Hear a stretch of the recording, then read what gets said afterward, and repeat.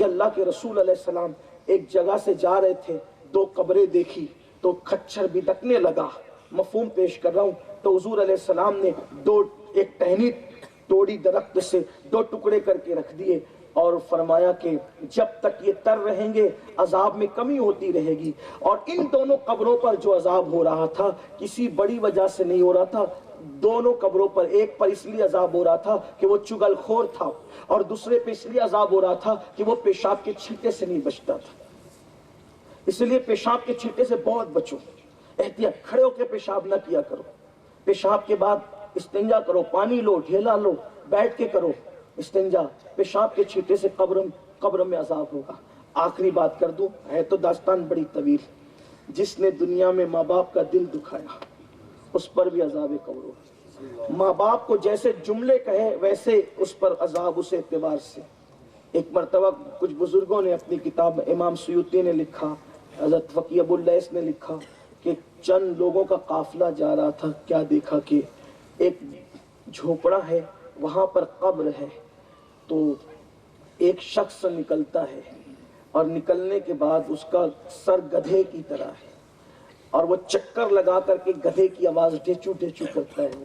پھر وہ قبر میں چلا جاتا ہے. یہ منظر دیکھا گیا، بڑی کثرت کے ساتھ کتابیں موجود ہیں. تو معلومات لی گئی تو پتہ چلا کہ وہ شراب پیتا تھا.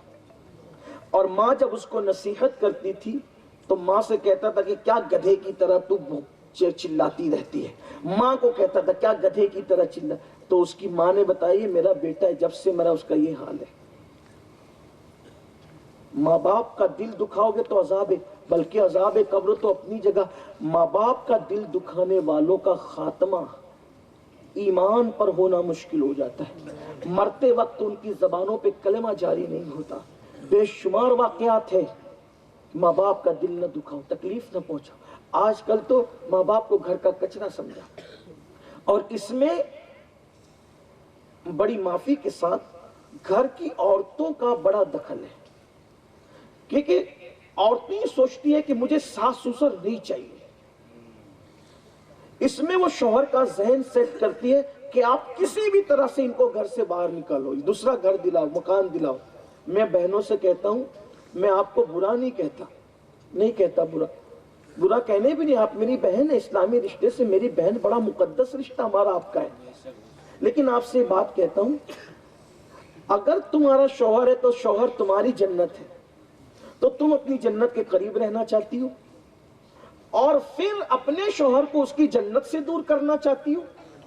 ایک بات سوچو، اگر تم اپنے شوہر کو، بہت خیال سے سننا بہنیں اور آپ بھی، اگر کوئی بہن کہتی ہے کہ آپ اپنے ماں باپ کے ساتھ رہیں گے تو میں نہیں رہوں گی، چلے ٹھیک ہے آپ نے کہہ دیا، نکال دیا، آپ کا نقصان کیا ہوا اس میں؟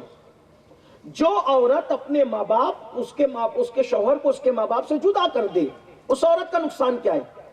میاں بیوی جنت میں اسی وقت ساتھ رہیں گے جب بیوی بھی جنتی ہو اور شوہر بھی جنتی ہو. سبحان اللہ. جنت میں میاں بیوی نے ملنا کب ہے؟ جب دونوں جنتی ہوں گے. اگر کوئی ایک جنتی ہے تو پھر اس کو تو کوئی دوسرا ملے گا. جیسے معاذ اللہ اگر کسی عورت نے جو ہے وہ جہنم پالی، استغفر اللہ کی پناہ، اللہ کسی کی بیوی پہ وہ دن نہ دکھائے، وہ جہنم میں چلی گئی تو اس کے شوہر کو تو دوسری بیوی، کوئی اور بیوی مل جائے گی. اور اسی طریقے سے کسی کا شوہر جہنم میں چلا گیا تو اس کو کوئی اور دوسرا شوہر ملے گا. اگر بالفرض آپ بہت نیک ہو جائیں، حالانکہ ماں بیٹے میں جدائی پیدا کرنے والی عورت نے کب جنت میں جانا ہے، لیکن بفرض محال اگر تم جنت میں چلی بھی گئی، شوہر کو یہ پٹی پڑھا کر کے کہ میں تمہارے ماں باپ کے ساتھ نہیں رہوں گی، ان کو نکالو الگ، ان کی حق تلفی کرو، تو وہ تو جائے گا جہنم میں، تو تم اکیلی جنت میں رہو گی، شوہر تو نہیں ملا. تو تم نے ماں باپ کو گھر سے نکلوا کر اور چند لمحے شوہر کی قربت کے لیے اور اپنے درمیان رکاوٹ سمجھ کر کے ان کو گھر سے الگ کیا، تو تم تو اتنی بڑی نعمت سے محروم رہ گئی کہ جنت میں تمہیں شوہر کا ساتھ نہ ملا. سوچو تو صحیح. اور پھر ویسے تو یہ بات صرف سمجھنے سمجھانے کہی جا رہی ہے، جو ماں باپ اور اولاد کے درمیان جدائی پیدا کرے وہ خود جہنمی ہے، وہ خود جہنم کا ایندھن ہے۔ اس لیے میں اپنی بہنوں سے کہتا ہوں کہ اگر تم اپنی جنت کے قریب رہنا چاہتی ہو تو تم کو بھی چاہیے، بلکہ شوہر کا ذہن بناؤ کہ آپ کو میرے حق بھی ادا کرنا ہے اور آپ کے ماں باپ کے حق بھی ادا کرنا ہے۔ کیوں؟ اس لیے کہ جتنا بڑا احسان ایک بہو پر ساس سسر کا ہے، اتنا بڑا احسان اس دور میں کون کس پہ کر سکتا ہے؟ ارے آپ ہمیں بلاتے ہو، پھول نچھاور کیا، کھانا کھلایا، نظر پیش کی، یہ دیا وہ دیا، یہ سب تو ہے، لیکن آپ حیرت کریں گے کہ آپ سب کچھ دیتے ہیں، اپنا بیٹا تو ہمیں نہیں دیتے نا۔